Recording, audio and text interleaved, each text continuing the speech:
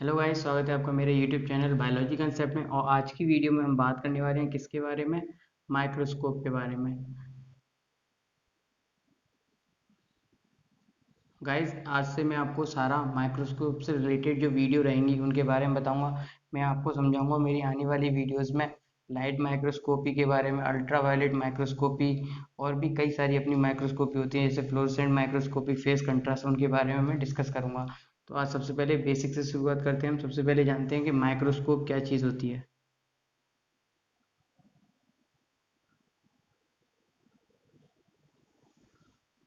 Microscope जो होता है वो हमारा इंस्ट्रूमेंट होता है, जिसको कि हम यूज़ करते हैं किस लिए? देखने के लिए। किसको? टिनी ऑब्जेक्ट्स को, जिनको कि हम नहीं देख सकते। किससे? अपनी नेक्ड आई से।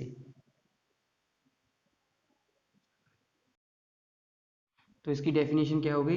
It is an instrument use to see object that can not be seen by our naked eyes. ठीक है गाइस, इसी माइक्रोस्कोप की डिस्कवरी की वजह से हम अपना जो माइक्रोस्कोप है उसको यूज करते हैं। कहाँ पर? साइंटिफिक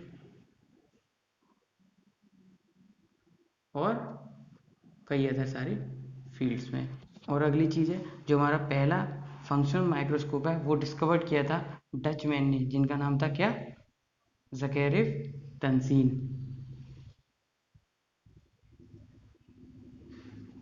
ज़कैरिव तंसीन, ये जो थे हमारे वो थे डच मैन। ठीक है गाइस, तो एक नंबर में ये चीज़ पूछी जाती है, तो आपको ये बता देना है कि हमारा जो पहला फंक्शनल माइक्रोस्कोप है वो किसने डिस्कवर किया था। आज की डेट में क्या है, कई सारे माइक्रोस्कोप पाए जाते हैं, जैसे कि अपना होता है light microscope,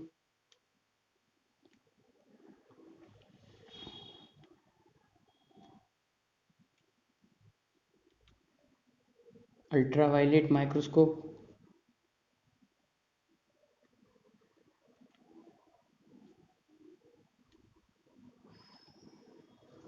fluorescent microscope,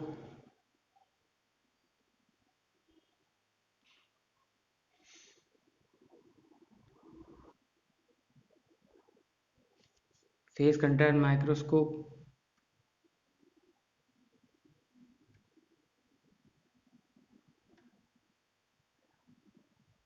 electron microscope, simple microscope और टेली माइक्रोस्कोप। ये कुछ तरह के हमारी माइक्रोस्कोपी पाई जाती हैं आज की डेट में। सिंपल माइक्रोस्कोपी है, उसमें हम क्या करते हैं, केवल सिंगल लेंस को यूज़ करते हैं। जो हमारी सिंपल माइक्रोस्कोपी आप कह सकते हो, या फिर जो सिंपल माइक्रोस्कोप होता है उसमें हम क्या चीज़ यूज़ करते हैं? Single lens. ठीक है गाइस, एक नंबर में ये चीज़ पूछी जाती है। और ये जो हमारा सिंगल लेंस है वो किस लिए यूज़ किया जाता है? इमेज को मैग्नीफाइड करने के लिए यूज़ किया जाता है।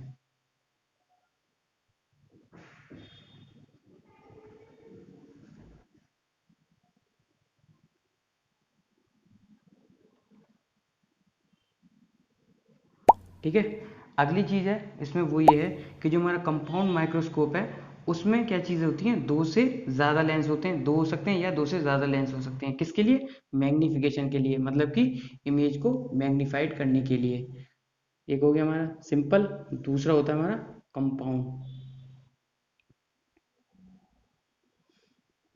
इसमें हम क्या करते हैं, यूज़ करते हैं दो या दो से ज़्यादा लेंस। किसके लिए? मैग्नीफाइड करने के लिए। किसको? इमेज को। ठीक है गाइस, एक और चीज़ है इसमें इम्पोर्टेंट, वो ये है कि कुछ पॉइंट्स हैं यहाँ पे, ठीक है गाइस, जो कि आपको पता होना चाहिए, जैसे कि अपना रिजोल्यूशन क्या चीज़ होती है। दूसरा, अपना रिजॉल्विंग पावर क्या चीज़ होती है, ठीक है। तीसरा, मैग्नीफिकेशन क्या चीज़ होती है। तो ये तीनों टर्म भी आपको पता होना चाहिए। तो इन तीनों के बारे में आपको बता देता हूँ। सबसे पहले बात करते हैं रिजोल्यूशन के बारे में। रिजोल्यूशन क्या होता है, इसकी डेफिनेशन आप क्या लिखोगे, the minimum distance between two nearest point is called resolution. मतलब कि दो पॉइंट के बीच में जो मिनिमम डिस्टेंस रहता है उसको हम बोलते हैं क्या, रिजोल्यूशन। ठीक है गाइस, ये चीज़ आपको समझ में आ गई होगी। अब जो यूनिट ऑफ रिजोल्यूशन है उसको हम कैसे लिखते हैं,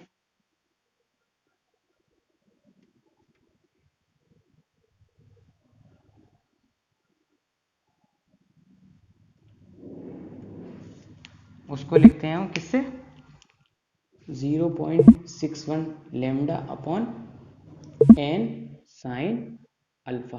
इससे हम इसको डिनोट करते हैं, ठीक है। जिसमें हमारा जो लेमडा होता है ये होता है हमारा क्या, वेवलेंथ ऑफ इल्यूमिनेटिंग रेडियस। एक और चीज़ है, जितनी कम रिजोल्यूशन होगी उतना अच्छा अपना माइक्रोस्कोप होगा।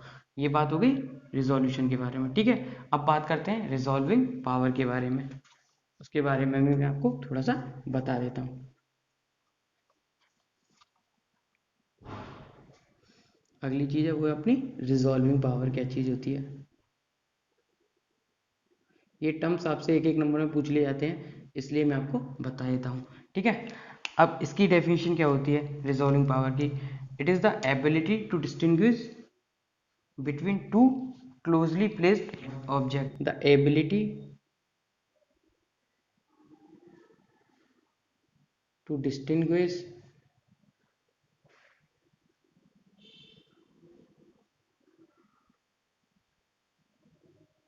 in the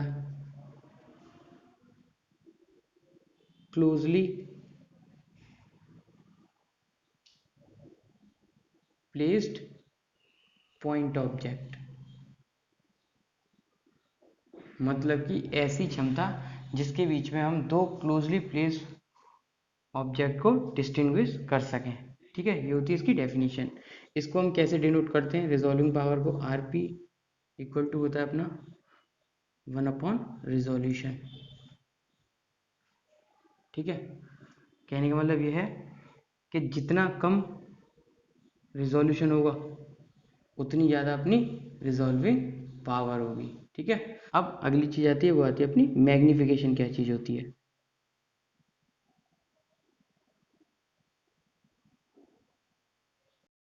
मैग्नीफिकेशन को बेसिकली हम डिनोट करते हैं किससे, size of image seen through microscope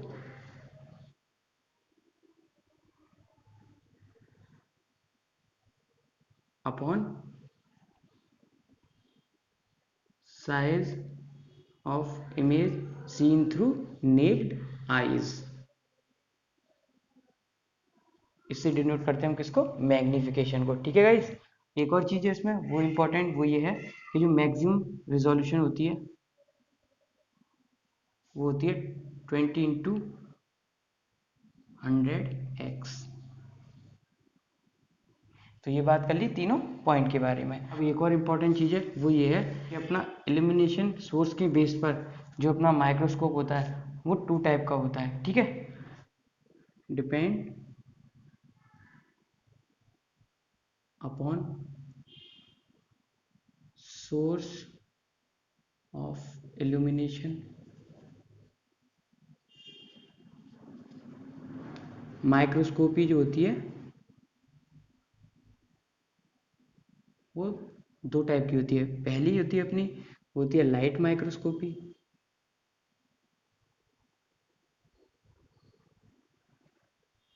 दूसरी होती है अपनी इलेक्ट्रॉन माइक्रोस्कोपी,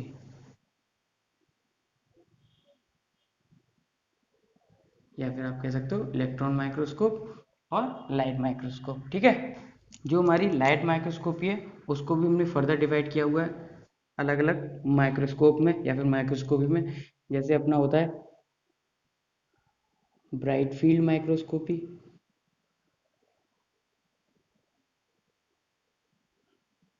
दूसरा है अपना डार्क फील्ड माइक्रोस्कोपी, ये आपसे पूछ लिया जाता है इसलिए मैं आपको सारा कुछ बता रहा हूँ, ठीक है। तीसरा होता है अपना अल्ट्रावायलेट माइक्रोस्कोपी।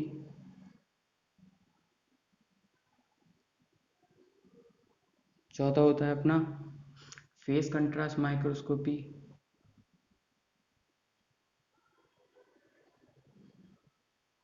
पांचवा होता है अपना फ्लोरोसेंट माइक्रोस्कोपी।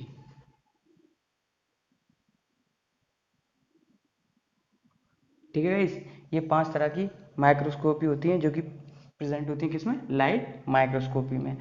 और जो अपनी इलेक्ट्रॉन माइक्रोस्कोपी है वो भी फर्दर डिवाइड है जो कि मैं आपको आगे बताऊंगा, ठीक है।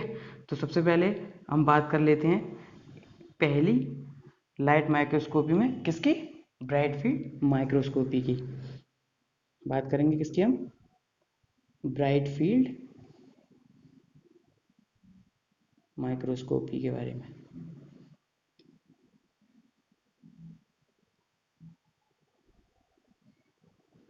जो अपनी ब्राइट फील्ड माइक्रोस्कोपी है ये मोस्टली यूज होती है किसके लिए, लेबोरेटरी ऑब्जर्वेशन के लिए।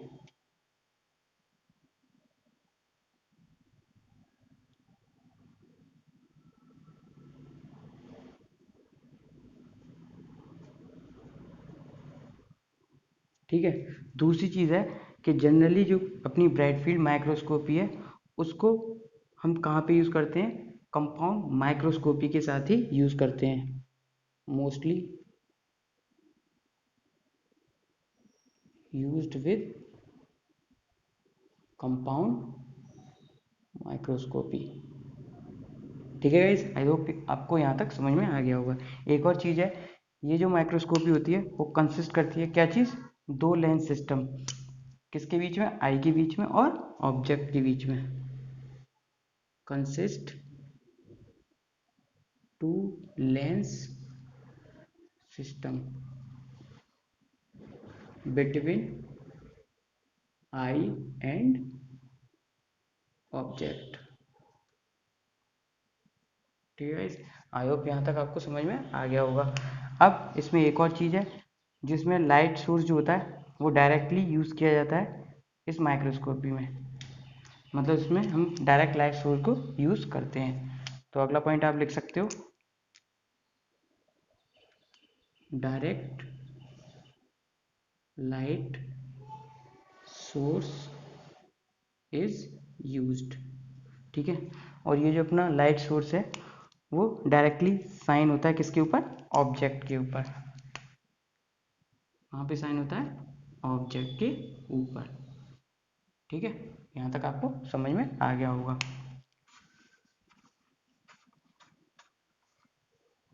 अब मैं आपको बताऊंगा जो अपना माइक्रोस्कोप होता है उसके क्या क्या पार्ट होते हैं, उसके पार्ट भी मैं आपको यहाँ पे बता देता हूँ। ठीक है गाइस, पार्ट्स ऑफ माइक्रोस्कोप।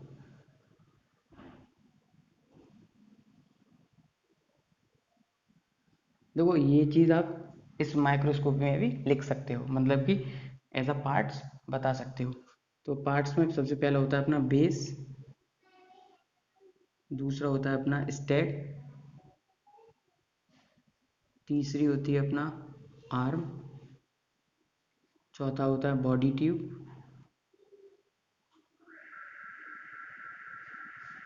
पांचवा होता है अपना ऑप्टिकल सिस्टम, मतलब कि जहाँ पे लेंसेज वगैरह रहते हैं।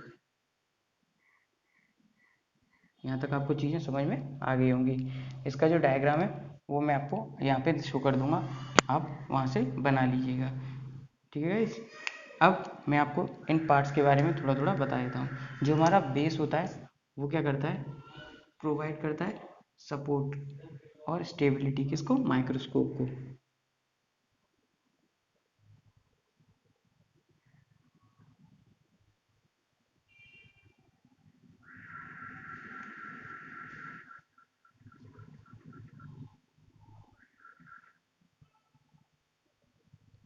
ठीक है। दूसरा अपना स्टेज होता है, ये क्या करता है, होल्ड करता है किसको, स्लाइड को, किसमें, प्रॉपर पोजीशन में। ये क्या करता है, स्लाइड को होल्ड करके रखता है। प्रॉपर पोजीशन में, ठीक है। जो अपनी आर्म होती है इसका क्या काम होता है, ये यूज करी जाती है किसको, माइक्रोस्कोप को कैरी करने के लिए,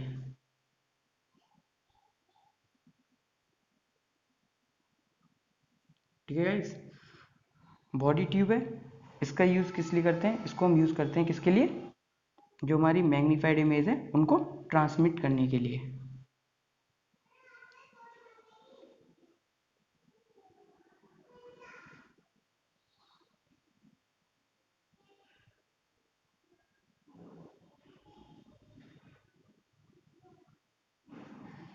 लास्ट में अपना रहता है ऑप्टिकल सिस्टम। इससे हम क्या करते हैं, इमेज को देखते हैं। बेसिकली जो अपना ऑप्टिकल सिस्टम है वो कंसिस्ट करता है क्या, सीरीज ऑफ लेंस। ये क्या करता है, कंसिस्ट करता है क्या, सीरीज ऑफ लेंस, जिसमें अपने होते हैं ऑब्जेक्टिव लेंस, ठीक है। दूसरा आईपीस लेंस, या फिर आप कह सकते हो ऑकुलर लेंस, ठीक है गाइस। जो अपर एंड होता है वह ऑकुलर लेंस को होल्ड करता है, ठीक है गाइस, जिससे क्या कर सकते हैं, हम इमेज को इजीली देख सकते हैं। और जो लोअर एंड होता है वो होल्ड करता है किसको, ऑब्जेक्टिव लेंस को।